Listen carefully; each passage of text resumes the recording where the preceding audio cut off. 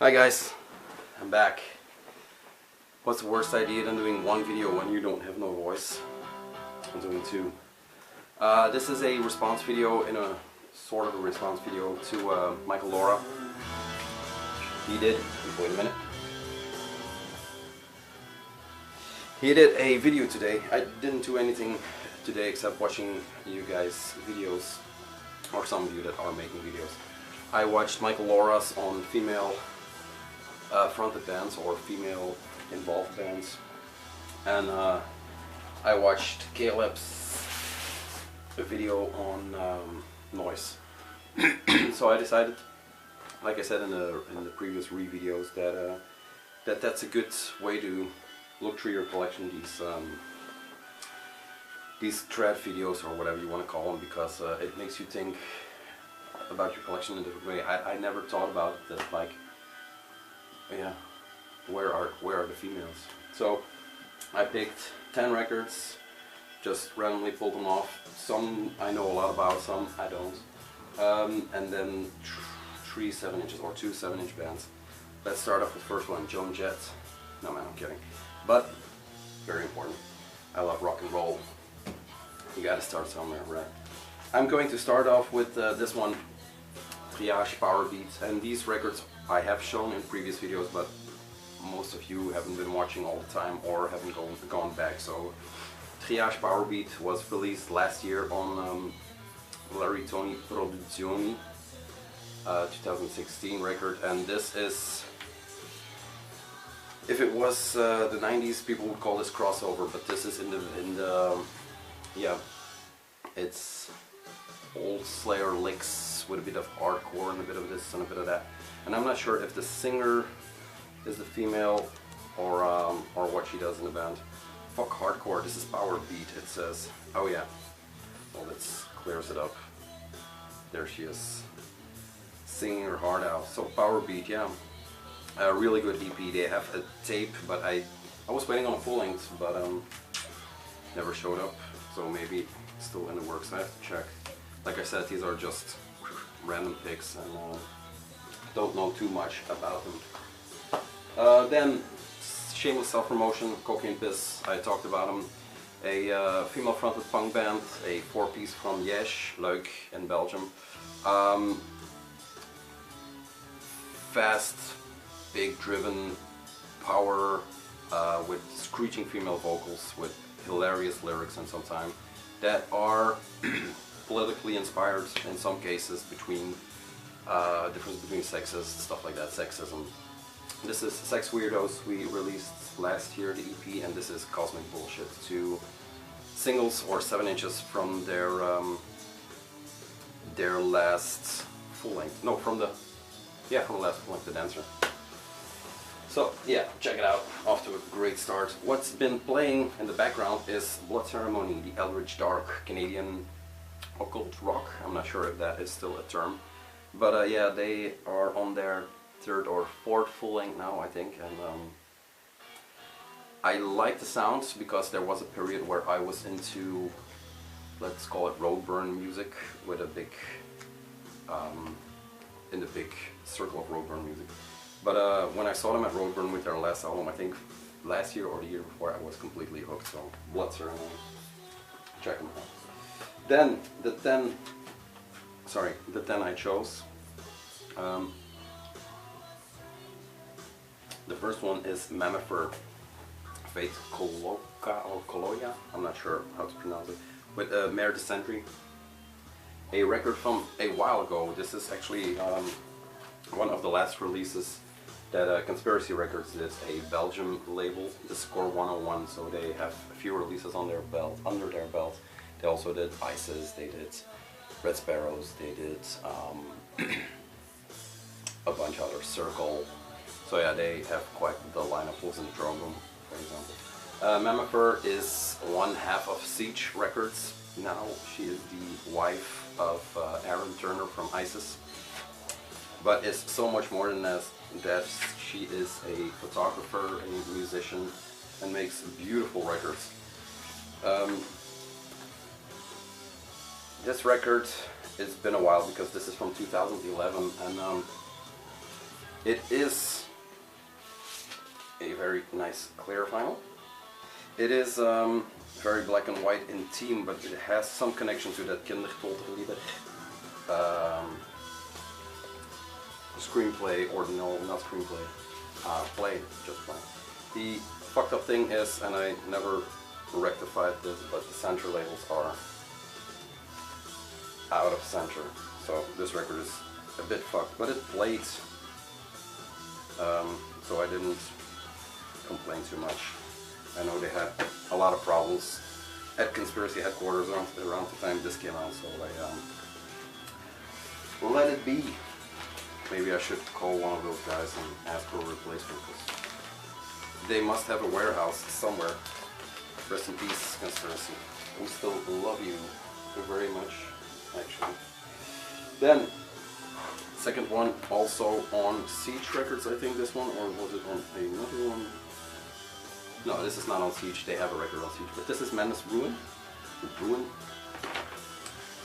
A duo, this is on Aurora Borealis, a duo which makes kind of medievally music, but very influenced by black and dark stuff.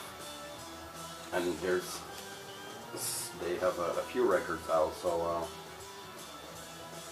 it's not too much difference in tone and variation, but this one is one of their darkest yet. The one on Siege is a little bit lighter, but she is the vocalist. She has a very, very specific vocal style, so you're either in or you're out. But Menace Moon, I think they're from Canada, but I'm not really sure. So yeah, if you're into yeah, like I said, some medieval sounding black metal influenced songwriting, then this will be your jam. I don't think these are too expensive to still get. These are not new records, but yeah. I'm going a bit slow because yeah, I have a few records to do. Michael Laura did the first one. He talked about Lana Del Rey. A lot of people are shitting on her because she's a product of record companies. They made her or whatever. Now, a lot of people are made by record companies. It depends on what you do with it. I picked also a Lana Del Rey record, and this is Ultraviolence. I picked this up at Roadburn this year just because of the strength of these records. The first song that came out, that Blue Jeans, or Video Games, those two, instant love the sound that she did. So that it's almost like Death Worship. You can feel the, not Death Worship, but you know, the disregard for life in those songs was what really attracted me to her in the first place. And then she comes out with a record called Ultraviolence. I left the price on here because I was amazed. I just snatched it and picked it up. It was 30 euros for a double LP, but just to remind me that this shit is good and it doesn't matter what people say. Then Occultation. This one I did for Craziest Color Vinyl in December. Vinyl Worship hashtag from Instagram. This is a female fronted, or maybe two females and a guy, but definitely female vocals. This came out on 20 Buckspin and Invictus, I think about 2 or 3 years ago. There is not a date on here. In the vein of yeah, like Windhand and this combined, but then with some pentagram influences and a little bit darker maybe. Is there no year on here? No, it doesn't seem so. Anyway, like I said, I think about 3 years ago, 2-3 years ago. The artwork is not my cup of tea. I like the bag better. It's okay, it's like a dark Dali, but when you put the vinyl to it, and I don't know how nice this will translate, but this one is a gold, black, red, almost feathered vinyl instead of a splattered vinyl. Yeah, if you are into Windhand, pentagram, Blood Ceremony and those kind of bands, give this a listen. This is a record that is still available, I think, even from the labels. Maybe not in this color variant, although I wouldn't be surprised if it was. But yeah, a really good record that gets played. Not often, not as often as it should, but you know, none of them are, or none of them do. Whoa! Last one, band, no, not last one, next one. Salome with Terminal, a fucking heavy sludge band, also female fronted. This is out on Vendetta. This is their second full length and I think their last full length because they broke up after this one. A really heavily underrated record in my opinion. Terminal. Really fucking heavy sludge. This is the clear version of that record. Smoky clear, not completely translucent. And there is some dirt on this one. Yeah, check them out if you're into. I got to know this band because of their split they did with Tao from Baton Rouge. So yeah, expect heavy sludge. The other is also clear. That's Salome, 3-piece. I'm not sure where they're from. They're on Vendetta, so maybe Germany, but I'm not too confident in saying that actually. Then out from the heavy into the creepy. This is a double bill with Boninge and Savages, and this is Words to the Blind. This is a Savages is a more of an experimental art rock-ish. But the same can be said about Boninge, and maybe there are even more out there. Boninge is a Japanese band, Savages is an American band, and this is a collaboration record they did with the meaning of playing live in a weird podium setup. They played around the audience at maximum volume. And last time we were here, I put it on thinking it was a Savages record, and their records are actually really listenable. Because I said experimental art rock, that's kind of not true, but these are the center labels. I put this on and we were kind of toast. We were drinking, stuff like that, so I was expecting Savages, and then after a while it just dawned on us that this is that what we were playing was a very creepy record, and that's this one. So yeah, this creeps in. That's Savages and Boninge, and I'm really low on Savages. I need to pick up those two full lengths, but I never found them in a shop or something like that, so yeah. I left some bands out because the two obvious Factor boys, because I'm doing it's coming. I know people have been asking, not a lot. Don't kid yourself, Tom, but a lot, not a lot. Electric Wizards I left out. Chelsea Wolf I left out. Warpaint I left out because I had Savages. And the Velvet Underground. Maybe one of my favorite bands, or maybe my favorite band. The one I did include was Sortilegia, the first one, Arcane Death Ritual, first full length by these two Russian-Canadian bands. I flaked on that the last time. This is their previous full length on Van Records, Cavernous Ritual Black Metal, Ritualistic Black Metal I should say. Yeah, cool cover. This is a heavy record. I'll show Gatefold. This is the white vinyl version.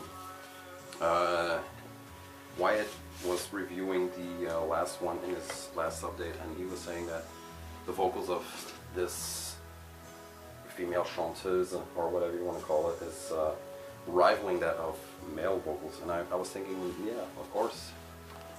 But I know what he meant, because her banshee howls are live. They were hair-raising. So yeah. If you're into stuff like that. An honorable mention is Turia, also from Holland. They are in the same style or in the same vein. And that is a very young girl that is doing some insanely intense vocals. I saw their show at Roadburn last year as my closing show, and it was fucking incredible. 1, 2, 3, 4 more. and then my voice will be gone. So Caleb, the noise video is coming tomorrow. I don't know. It will come. I have a lot of older noise stuff. Not that much, but anyway. 4 more. Zola Jesus. I always forget her name. Let's call her Zola Jesus. The name is important, but it's not important. This is The Spoils, a early Zola Jesus record on Sacred Bones, and I don't know what number of... Yeah, they don't number there. Oh yeah, there it is, 22. I picked this up random some odd years ago, I don't know, long time ago, because of the screen printed sleeve. It looked cool. I didn't know Sacred Bones at the time, so the way it was laid out just caught my attention. This is the screen print, but I think this is a standard edition. Zola Jesus is, you know how Björk is still pop music, but is some really freaky shit. This is the same, but a bit more dark, wavy, that rock atmosphere, that kind of thing. And it changes from album to album a bit, but her vocals are what are killer. They're a bit nasal, like maybe a dark Bette Midler, dark young Bette Midler, I'm not sure. Zola Jesus, check them out. She has a new record that I've been meaning to pick up, because I got that Sacred Bones sampler, the CD version, and she has a track on there that is stunning. The percussion on that record is so heavy, so in front that, yeah. Then, 3 more, and we're coming into the top. I'll do this one first. Let's call this a top 3 maybe. Thor's Hammer, Dondersknatt, Runhild Gammelseer, or something like that. A female front is Doom band. This has members of Sun, where Izzy, Greg Anderson, and Stephen O'Malley, so they're both in here. This is kind of a jam. This is the re-release on Southern Lord, of course. Look at the cover, man. Love that. Love that. Silver foil stamped, nice picture, and the inner is also very cool. Just her with her fangs in. Yeah, some heavy shit, man. Heavy duo. Inner sleeve, and like I said, this is the Southern Lord's reissue, very heavy. Southern Lord may be the heaviest label out there in terms of music and production quality. So yeah, really good shit. My voice is going again, can you hear? Cool. So I can not speak tomorrow at Christmas. That will be nice.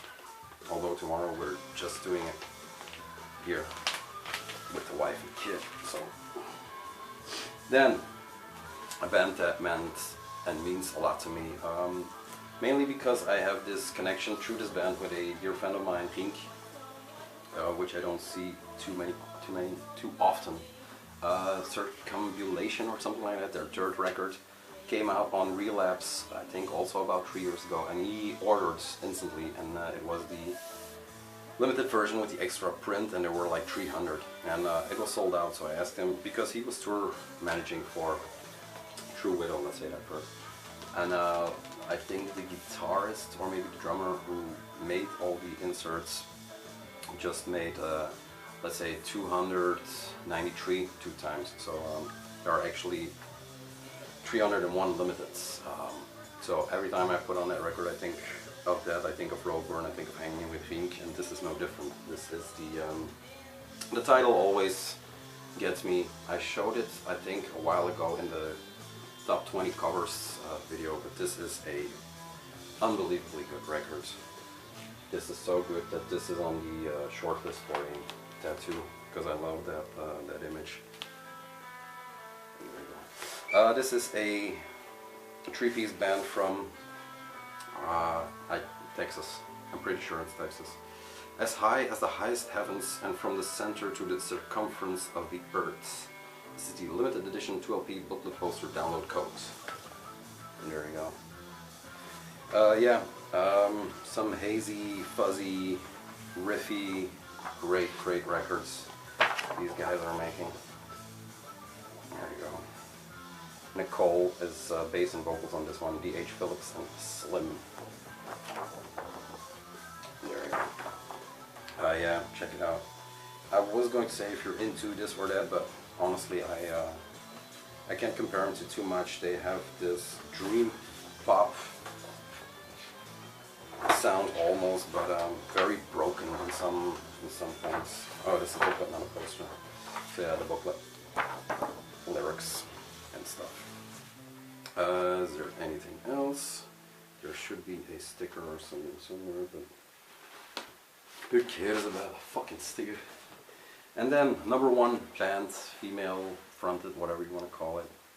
This is not a Me Too thing. This is just, you know, there's so much good shit in general, and of course then there is so much good shit with females in the band. This is Come Reap by The Devil's Blood, the lavish edition that still has some specks of blood on there from the show.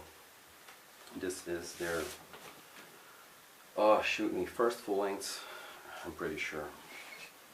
It has this nice God of War on the front, the wax seal that all the nice lavish editions have. A sigil, and then there is this fold out that says The Devil's Blood, the logo. Will this be on it? Yeah, I think so. It comes, it's the lavish edition, so it comes with some goodies. There is a poster that is basically the same as the print. And then the vinyl is probably an amber. Yes, a nice fucking smoky amber. So yeah, that was, well, it's not from 10 to 1 or favorite, but if there is a favorite band with female vocals, then it most definitely is The Devil's Blood. Which went too soon. I mean, the last album they did was actually a full length, but not completed due to the fact that Soon